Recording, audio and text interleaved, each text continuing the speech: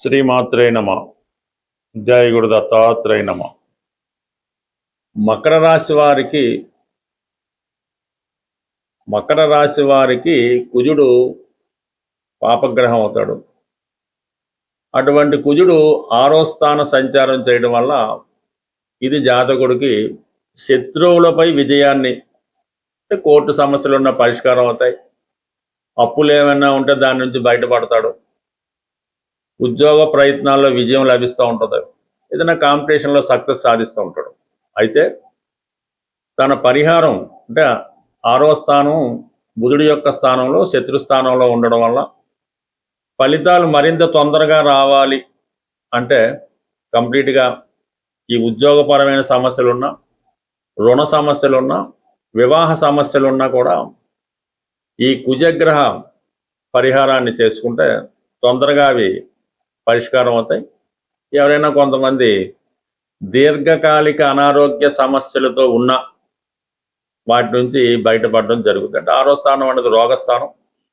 6 నుంచి 8వ దృష్టితో కుజుడు పాపిగా మకర రాశిని వీక్షించడం వల్ల ఏదన్నా కొద్దిగా హాస్పిటల్లో చేరడం కానీ, ఆపరేషన్లు కానీ అవి అనుకూలంగా సక్సెస్ఫుల్గా మారాలంటే మరి ఒకే ఒక చిన్న పరిష్కారం ఏంటంటే, మరి మీరు ఎస్పెషల్లీ మంగళవారం రోజు కుజహోరలో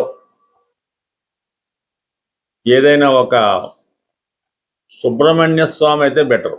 ఆంజనేయ స్వామి కూడా ఓకే, కానీ సుబ్రహ్మణ్య స్వామి వారి ఆలయంలో స్వామికి అభిషేకం చేయవలసి ఉంటుంది. అంటే కుజుడు అగ్నితత్వ గ్రహం. ఈ అగ్నితత్వ గ్రహాలకి అభిషేకం చేయడం వలన అవి శాంతించడం జరుగుతూ ఉంటుంది. సో దేనితో మనం అభిషేకం చేయించాలంటే ప్రధానంగా మరి సుబ్రహ్మణ్య స్వామి సర్పరూపం కాబట్టి తేనె ఇంపార్టెంట్. తేనె, అలాగే బెల్లం పానకం, ఈ చలిమిడితో అంటే కొద్దిగా పలసగా చలిమిడి చేయవలసి ఉంటుంది, అభిషేకాన్ని వీలుగా చలిమిడి. ఇవి కొన్ని 5 రకాల ద్రవ్యాలతో ఇవి ఇంపార్టెంట్గా ఉంటుంది. వాటితో అభిషేకం చేయించి ఫైనల్గా ఎర్ర చందనం, అంటే దొరకడం కష్టం, బట్ ఏదైనా ఎర్ర చందనంగా భావించి ఆ ఎర్ర చందనంతో కూడా స్వామివారికి అభిషేకం చేసి ఆ ఎర్ర చందనం తిలకంగా, అంటే ఇప్పుడు మార్కెట్లో కూడా దొరుకుతుంది, దాన్ని తిలకంగా మీరు ప్రతిరోజు నుదుటిన అంటే ఎర్ర చందనాన్ని తిలకంగా ధరించడం వల్ల నిత్యం సుబ్రహ్మణ్య స్వామిని ఏదో రూపంలో మీరు పూజ చేసుకుంటే కంప్లీట్గా ఈ సమస్యలు మీకు ఇప్పుడు అంటే కుజుడు 6వ స్థానంలో ఉండగా ఇవి మీకు శీఘ్రంగా పరిష్కారం అవుతుంది. ఎంత పెద్ద అప్పున్నా తీరిపోతుంది, ఎంత పెద్ద కోర్టు సమస్య అన్నా పరిష్కారం అవుతుంది. అది ఒకటి. దాంతోపాటు శని కూడా 3వ స్థానంలో వక్రించున్నాడు. ఇది కూడా మీకు ప్రోగ్రెస్ స్థానం. 3, 6, 10, 11 స్థానాల్లో ఉన్న గ్రహాలు ఎప్పుడు జాతకుడికి ఇంప్రూవ్మెంట్ ఇస్తూ ఉంటాయి. అంటే 3 ప్రారంభం, 6 ప్రయత్నం.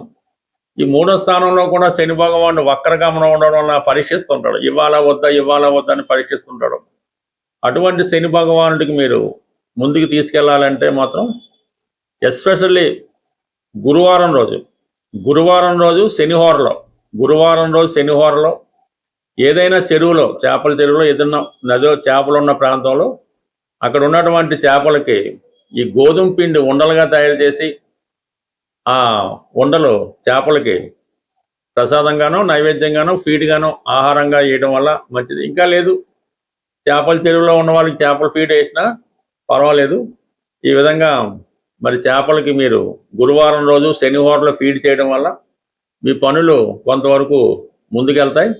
అయితే కంప్లీట్గా ఇప్పుడు కూడా మీరు శని యొక్క అనుగ్రహం పొందాలంటే మరి బిఫోర్ సన్ రైజ్ లెగవలసి ఉంటుంది. అప్పటి నుంచి మీరు ఆ ప్రయత్నం ప్రారంభించడం వల్ల అది మరింత తొందరగా ముందుకు వెళ్ళే అవకాశం ఉంది.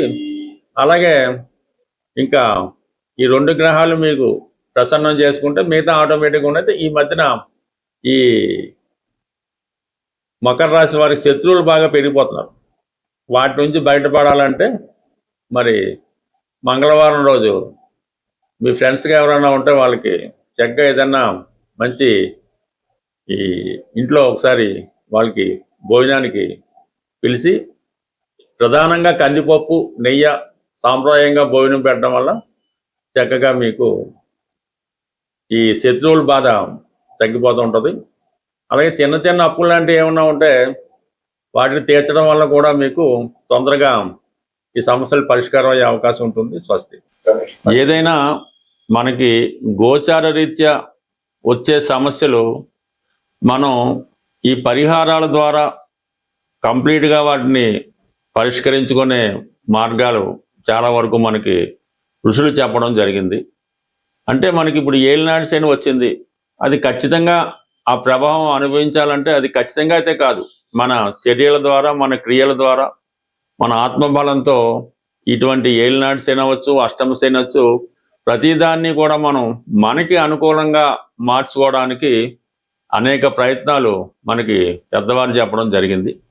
అయితే ప్రస్తుతం మనం ఈ ఆగస్టు నెల మాస ఫలితాల్లో ప్రధానంగా ఈ శుక్రగ్రహం నీచబడి వీక్ అయి ఉండడం వల్ల మరి శుక్రుడి యొక్క ప్రధాన కారణం ఏంటంటే అది ఫైనాన్స్ సంబంధించిన విషయాలు. అంటే ఒక మనిషి జీవితంలో గొప్పగా బతకాలన్నా, మంచి బట్టలు ధరించాలన్నా, మంచి భోజనం తినాలన్నా, మంచి వివాహం ఉండాలన్నా శుక్రగ్రహ అనుగ్రహం తప్పనిసరిగా ఉంటుంది. ఎవరి జన్మ జాతకంలో అయినా సరే శుక్రుడు ఎంత బలంగా ఉంటే వారి జీవితం అంత వైభోగంగా అంత ఆనందంగా రావడం జరుగుతూ ఉంటుంది. మరి ఎవరి జన్మ జాతకంలో అయినా శుక్రుడు బలహీనంగా ఉండి పాపగ్రహాలతో చూడబడినప్పుడు కలిసినప్పుడు వారి జీవితం చాలా ఇబ్బందికరంగా ఉంటుందన్నమాట. మరి ఒకళ్ళు పెట్టిన భోజనం తినడం, మరి వస్త్రాలు కూడా సరైనవి ధరించలేకపోవడం, సరైనటువంటి పడక నిద్ర లేకపోవడం, ఇవన్నీ కూడా జాతకుడిని చాలా ఇబ్బంది పెడుతుంటాయి. కాబట్టి మరి ప్రస్తుతం ఎవరైనా సరే ఈ ఆగస్టు నెలలో కంపల్సరిగా శుక్రగ్రహ అనుగ్రహం పొందవలసి ఉంటుంది. ఎందుకంటే కంపల్సరిగా శుక్రుడు బలంగా ఉన్నప్పుడు ఫైనాన్స్ రొటేషన్ తగ్గుతూ ఉంటుంది, ఆర్థిక పరమైన ఇబ్బందులు వస్తుంటాయి, స్త్రీలు అనేక రకాల సమస్యలు ఎదుర్కొంటూ ఉంటారు, స్త్రీల వలన మనకి సమస్యలు రావడం జరుగుతుంటుంది. కాబట్టి కంపల్సరిగా ఈ వారం లక్ష్మీ అమ్మవారిని కంప్లీట్గా మీరు పూజించుకోవాల్సి వస్తుంది.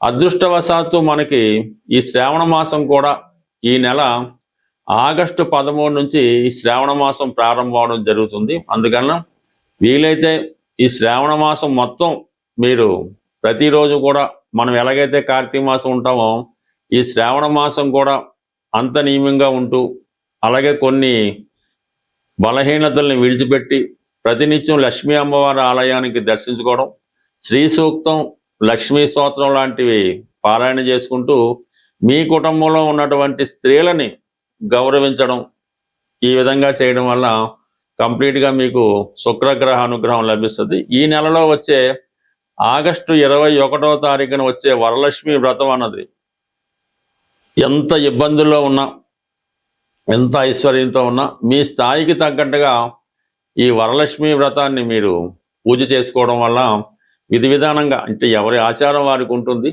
కంప్లీట్గా మీరు ఈ వరలక్ష్మి వ్రతాన్ని ఆచరించడం, ఏదైనా ఒక ప్రముఖ దేవాలయాన్ని దర్శించడం, అలాగే ఆ సమయంలో మీరు కంప్లీట్గా ఆ రోజు నియమంగా ఉంటూ స్త్రీలను గౌరవించడం ద్వారా మీ ఇంట్లో ఉన్నటువంటి స్త్రీలందరికీ కూడా వాళ్ళకి ఇష్టమైనటువంటి వస్త్రాలు అవ్వచ్చు, బంగారు ఆభరణాలు అవ్వచ్చు, ఏదో ఒక బహుమతి మీ కుటుంబంలో స్త్రీలకి ఇవ్వడం వల్ల అది సాక్షాత్తు అమ్మవారికే చెందుతుందన్నమాట. అటువంటి ప్రయత్నం మీరు చేయండి. ఉన్నంతలో ఉన్నంత చేసుకోవడం వల్ల కంప్లీట్గా మీకు ఈ లక్ష్మీదేవి అనుగ్రహం ఈ ఆగస్టు నెల, అలాగే ఆగస్టు 13 నుంచి ప్రారంభమయ్యే శ్రావణ మాసం, వరలక్ష్మి వ్రతం, ఇవన్నీ కూడా మీకు అనుకూలంగా మారడం జరుగుతుంది. అది ఏదైనా కొత్తగా వ్యాపారం పెడదాం అనుకున్న వాళ్ళు ఆగస్టు 11 తర్వాత, అంటే గురుమౌఢ్యం పోతుంది, గురువు మళ్ళా ఫామ్లోకి రావడం జరుగుతుంది. కాబట్టి ఆగస్టు 11 తర్వాత ధనానికి సంబంధించినటువంటి వ్యవహారాలు ఏవైనా ఆగస్టు 11 తర్వాత ప్రారంభించుకుంటే దాని తర్వాత మీకు ఆర్థిక పరంగా అనుకూలంగా ఉంటుంది. ఈ గురుమౌఢ్యంలో ఏదైనా కొత్త వ్యాపారం పెట్టినా, వివాహం చేసుకున్న, శుభకార్యాలు చేసినా అవి అప్పటికే కాకుండా జీవితాంతం దాని ప్రభావం మన మీద ఉంటుంది. కాబట్టి మీరు ఏదైనా శుభకార్యాలు, వ్యాపారాలు ఆగస్టు 11 తర్వాత ప్రారంభించుకుంటే శుభంగా ఉంటుంది. స్వస్తి.